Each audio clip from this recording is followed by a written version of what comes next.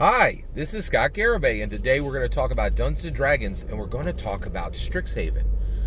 So, of course, there's the book Strixhaven, which was created, the lead on it was Amanda Hamon. She's the primary mover on this book, right? So, Amanda Hamon did the Strixhaven book, but within Strixhaven, it defines a new Dungeons & Dragons magical school. And it's incredibly important because this magic school serves as a progenitor, a creator of every single caster type for every single world in the Dungeons & Dragons multiverse, right? So it's preeminent. It sits above. So Strixhaven sits above Eberron, Faerun, Exandria, all of the established 5th edition settings, and it can feed any of the caster classes to those worlds, right? And so it really is, it's an elevated location, elevated in importance above the other 5th edition settings, right?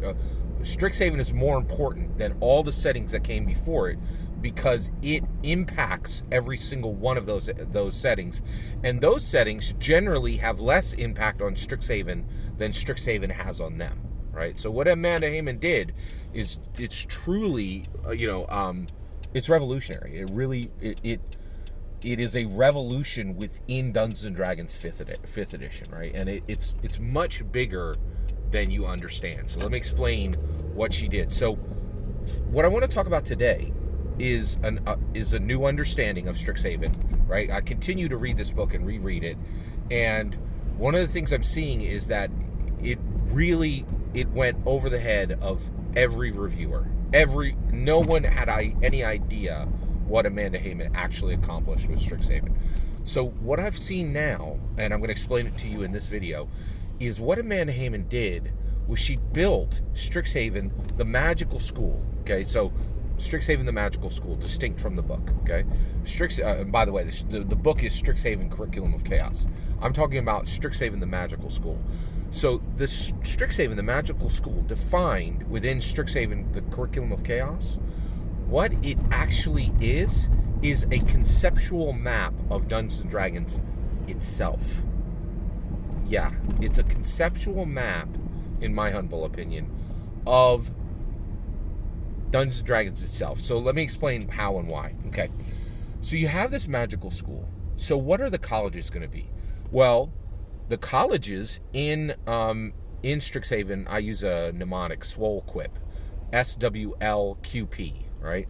Silverquill, Witherbloom, Lorehold, Quandrix, and Prismari. Okay, 5 schools. Now this is important. Why are there 5 schools in Strixhaven, right? Do you know how many schools there should be? There should be 8. Okay, why should there be 8? Because that's how many magic schools there are in Dungeons & Dragons. I use another mnemonic to remember all of the magic schools within Dungeons & Dragons, i.e. condition, right? It's AEEICNDT, all right? So it is abjuration, evocation, enchantment, illusion, and then condition. Conjuring, okay, necromancy, divination, and transmutation. So there should be 8 colleges at Strixhaven, but there aren't. There are 5, okay? And Amanda Hamon built SWOLQP very carefully, right? So basically, and of course also there's some design choices that came directly out of Magic the Gathering's design as well. But so listen to this, right? Silverquill is all about writing, okay? Witherbloom is all about biology, right? By the way, Silverquill is writing magic and centered around the power of writing, okay? Witherbloom is magic centered around the power of biology, okay? Lorehold is magic centered around history. Quandrix is magic centered around math. Prismari is magic centered around art. So put them together. writing, biology, history, right? Mathematics, and art. These are the fundamental components of Dungeons and Dragons, and they are core activities that every single dungeon master must master. These are disciplines that each dungeon master must master, okay? In order to be a good dungeon master, you have to prepare. You have to write the sessions, Silverquill, okay? You must, Witherbloom, you must understand biology, and biology beyond humanity, right? So not only do we need to concern ourselves with the biology of the playable races, which there are 33 playable races in Dungeons and Dragons. What is the difference in the biology between a humanoid who is bound to the ground, ground bound, and a humanoid that can fly? Right, it's fully sentient being, an Arakoko or a Kenku, who is not bound to the ground. That biology is different, and a dungeon master needs to understand it. And then not only do we need to understand, and also even the Genasi force us to understand biology from a magical perspective with the elements infused directly into the player characters. Then we go beyond that, and we have to deal with oozes and those squares that fill gelatinous cubes. Think about the biology we need to think about in gelatinous cubes. And also dragons, who are fundamentally different biologically. So Dungeons and Dragons, a dungeon master has to understand biology at a very distinct level, and understand when two creatures of different biology clash, or when they socially interact, or when exploration leads them into each other's biomes, what happens, right? So dungeon masters have to be very intimately knowledgeable of biology, okay? Next, you go to history, right?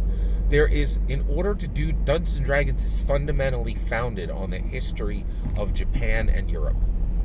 I think that's unquestionable. You can question me in the comments below if you think that's wrong, but there's no two ways about it. It's not based on American history. It's not based on, Germanic history. It's, I guess it is. But it is fundamentally based on European history and on Japanese history, okay? So basically, history is incredible. You cannot be a good dungeon master and be ignorant of our world's history. And you certainly can't be ignorant of European or Japanese history. You need a special, body of knowledge around those histories in order to be a good Dungeons & Dragons 5th edition dungeon master, okay? Next, math, right? There is significant math in Dungeons & Dragons. The biggest one is crafting balanced encounters based on challenge ratings. It is arcane, challenging math, right? And you know how we know that? Because it requires charts to do it. It literally requires charts to do it, right? So you have all this going on, and all of that is centered there, right? And then last is Prismari, which is art, right? Art is fundamentally tied to Dungeons and Dragons. There has every single book ever created for Dungeons and Dragons has the word, the written text, the writing, the Silverquill, right? But it also has art. And this is really important. It's saying art, showing these fantastical art is necessary to visually show these fantastical elements, right? And Gary said it's not enough for us to write about it. You have to see it, right? And every single Dungeons and Dragons book is going to be a partnership between the writers and the artists, right? The writers will introduce it through the prose, right? But the artists will drive it home with a visual representation, right? And they're both really central to Dungeons and Dragons. So Dungeons and Dragons is writing, biology, history, math, and art. And so what Amanda Hamon did is she created Strixhaven as a conceptual, the magic school, with 5 distinct colleges celebrating and focused not on the traditional magic schools, of Dungeons and Dragons, but specifically on the core ingredients, the key elements of Dungeons and Dragons itself. So that once you begin dungeon mastering and playing in it, right, if you see what I see, and you see how voluminous and the absolute sheer magnitude of what Amanda Hamon has accomplished, right, making a fully functioning source book, but also creating a conceptual map of the game itself, right, there's this unlocked riddle, right, and it invites you into this higher level of play, right, for Dungeons & Dragons 5th edition Dungeon Masters. You can focus, and you can, create, like, you could have fun with 4 people at your table, right? Tons of people are doing that, right?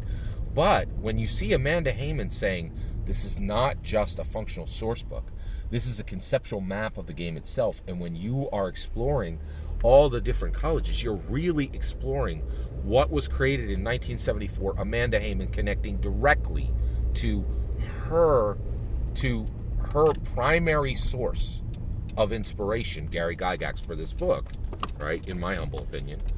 Then what you're seeing is an invitation to a higher level of dungeon mastering, right, within Dungeons & Dragons 5th edition, right, and saying, hey, you need to be doing more. You need to reach even beyond your table, right? And in order to play this correctly, there are going to be riddles you have to solve. You have to look at this. You cannot look at the surface level, right? You have to look at the deeper level, right? So Amanda Hamon created Strixhaven to be, in my humble opinion, to be a conceptual map of Dungeons & Dragons itself. And again, this is a door that she's calling people to walk through. And once you understand that Strixhaven is a hinge, right? It's a hinge.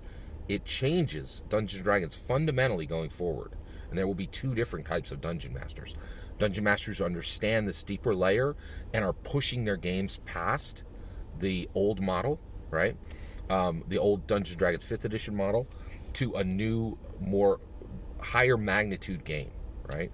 And it's pretty amazing. So I present to you, in my humble opinion, Strixhaven is not just a magic school. It is a magic school within Dungeons & Dragons that's preeminent above all other settings, right? Above historical settings, Dungeons & Dragons historical settings, which would be like Faerun, right? And new settings, which would be Exandria, and near temporally settings, which would be Eberron. But it is in itself a conceptual map of Dungeons & Dragons itself. The magnitude of it is massive. All that's my opinion. I'd love to hear your thoughts. Let me know in the comments below. Please consider liking and subscribing, and have a wonderful millennium.